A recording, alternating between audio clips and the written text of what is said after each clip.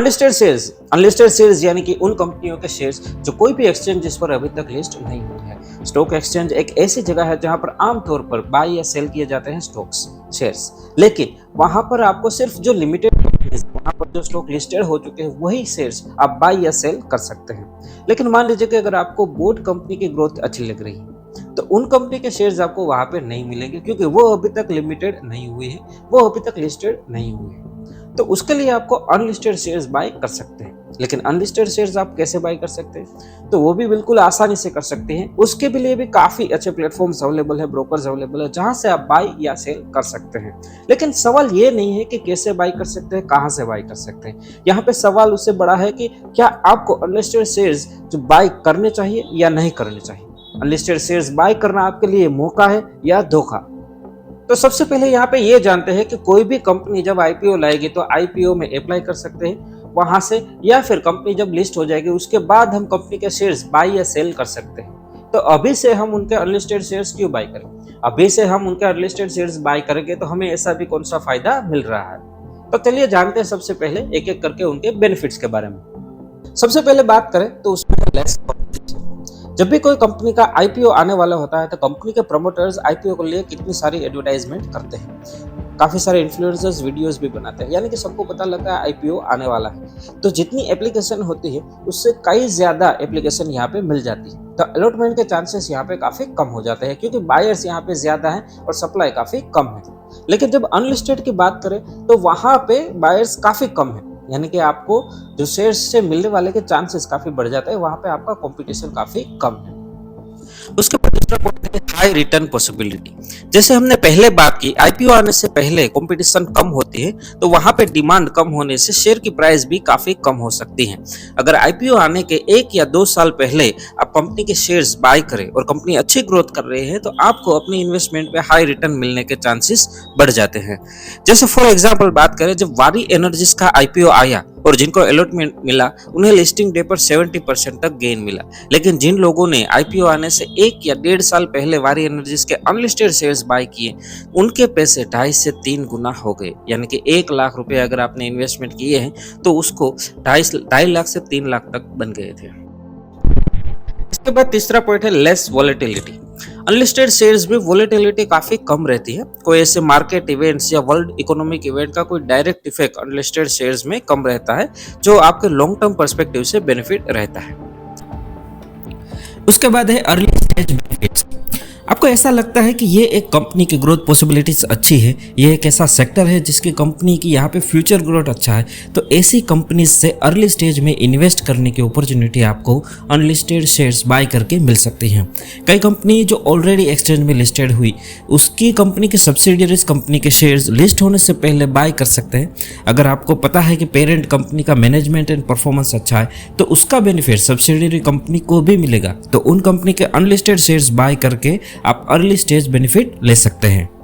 ये सारे बेनिफिट्स हमें यहाँ पे मिल सकते हैं। लेकिन रुकिए, अभी ये सब सुन के सीधे अनलिस्टेड शेयर्स बाय मत करने चले जाना, क्योंकि हर सिक्के के 2 पहलू होते हैं। अगर बेनिफिट्स है तो साथ में रिस्क भी है, और वो क्या रिस्क है इसे हम आगे अब यहाँ पे डिस्कस करते हैं। लेकिन रिस्क को आगे डिस्कस करें उससे पहले इस चैनल को सब्सक्राइब जरूर कर दीजिएगा, क्योंकि साथ में बेल आइकन भी प्रेस कर दीजिए, ताकि जो भी नई वीडियोस आए उसके सबसे पहले नोटिफिकेशन और अपडेट्स आपको मिलते रहे। अब बात करते हैं इसमें रिस्क क्या है। सबसे पहला पॉइंट है लेस लिक्विडिटी। एक्सचेंजेस पे बायर्स एंड सेलर्स बहुत सारे होते हैं, और मार्केट आवर्स में आप शेयर्स बाय या सेल फ्रीक्वेंटली कर सकते हैं, क्योंकि वहां पे लिक्विडिटी है। लेकिन अनलिस्टेड शेयर्स में वहां पे लिक्विडिटी काफी कम होती है। आपको शायद बाय करने के बाद अगर आपको उन पैसों की जरूरत पड़ी और आप वो शेयर्स सेल करके लेना चाहते हैं, तो हो सकता है कि कम लिक्विडिटी या बायर ना होने की वजह से वो शेयर्स आप सेल करने में टाइम लग सकता है, जल्दी से आप अपना पैसा निकाल ना भी पाए। तो आप अगर अनलिस्टेड शेयर्स बाय करना चाहते हैं तो आप उन पैसों को ही वहां पे इन्वेस्ट करें जो आपको अभी फिलहाल कोई जरूरत नहीं है, यानी कि कोई एक्स्ट्रा पैसा, जो एक्स्ट्रा अमाउंट आपका जो पड़ा हुआ है फंड, उसको ही यहाँ पे यूज करें। इमरजेंसी के लिए कोई अमाउंट आपका पड़ा हो तो उसको यहाँ पे इन्वेस्ट ना करें। दूसरा पॉइंट है यहाँ पे लेस डेटा। जैसे कि एक्सचेंजेस पे जो भी लिस्टेड कंपनी होती है उन कंपनी के financial data, past data, financial reports, ये सारे डेटा काफी आसानी से मिल जाते हैं। जिसकी वजह से हम कंपनी में इन्वेस्ट करना है या नहीं करना, प्राइस ओवर वैल्यूड है या अंडर वैल्यूड है, फ्यूचरिस्टिक ग्रोथ की पॉसिबिलिटीज कैसी रहेगी, ये सारी डिटेल्स हम जान सकते हैं। लेकिन जो कंपनी अभी लिस्टेड नहीं हुई है उस कंपनी के डेटा आसानी से मिलना नहीं पॉसिबल हो सकता, क्योंकि वो कंपनी अभी तक पब्लिक लिमिटेड नहीं है, वो अभी तक प्राइवेट लिमिटेड होती है, जो वो कम डेटा की वजह से हम डिसीजन लेने में प्रॉब्लम आ सकती है। तीसरा पॉइंट यहाँ पे देखें तो वो है लॉक इन पीरियड। जब भी कंपनी कोई का आईपीओ आते हैं तो आईपीओ में लिस्टिंग डे पे अच्छा लिस्टिंग गेन मिलता है, तब आप लिस्टिंग डे पे सेल करके अपना प्रॉफिट ले सकते हैं। लेकिन अगर आपने उस कंपनी के अनलिस्टेड शेयर्स बाय किए हैं तो वहां पे लॉक इन पीरियड हो सकता है, यानी कि कंपनी शेयर्स लिस्ट होने के बाद 30 दिन या 90 दिन का लॉक इन पीरियड होता है, तो आप लिस्टिंग गेन का बेनिफिट नहीं ले सकते। आपको अपना लॉक इन पीरियड खत्म होने का वेट करना पड़ेगा, और तब तक अगर प्राइस डाउन चला जाता है तो आपको अपना गेन कम हो सकता है। चौथा पॉइंट यहाँ पे है नो रेगुलेटर।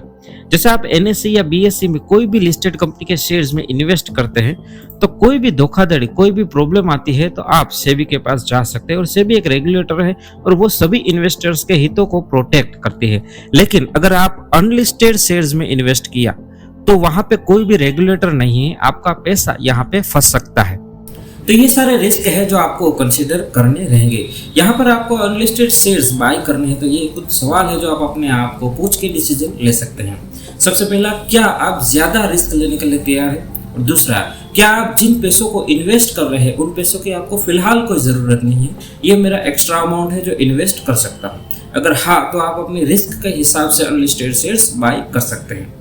अनलिस्टेड शेयर्स को बाय करना काफी प्लेटफॉर्म्स अवेलेबल हैं जहां पे आप अनलिस्टेड शेयर्स बाय कर सकते हैं, जैसे कि Precize, InCred Money, Unlisted Zone, Stockify जैसे प्लेटफॉर्म्स अवेलेबल है, जहां से आप अपना केवाईसी कंप्लीट करके अकाउंट ओपन करके आप अनलिस्टेड शेयर्स बाय कर सकते हैं। लेकिन ध्यान रहे, यहाँ पे आपको कुछ मिनिमम अमाउंट के हिसाब से ही आप बाय कर पाएंगे। जैसे कि हम जैसे लिस्टेड जो कंपनी जो थी का एक शेयर ले सकते हैं, ऐसे यहाँ पे अनलिस्टेड जो शेयर होते हैं वहाँ पे आप एक शेयर नहीं ले सकते।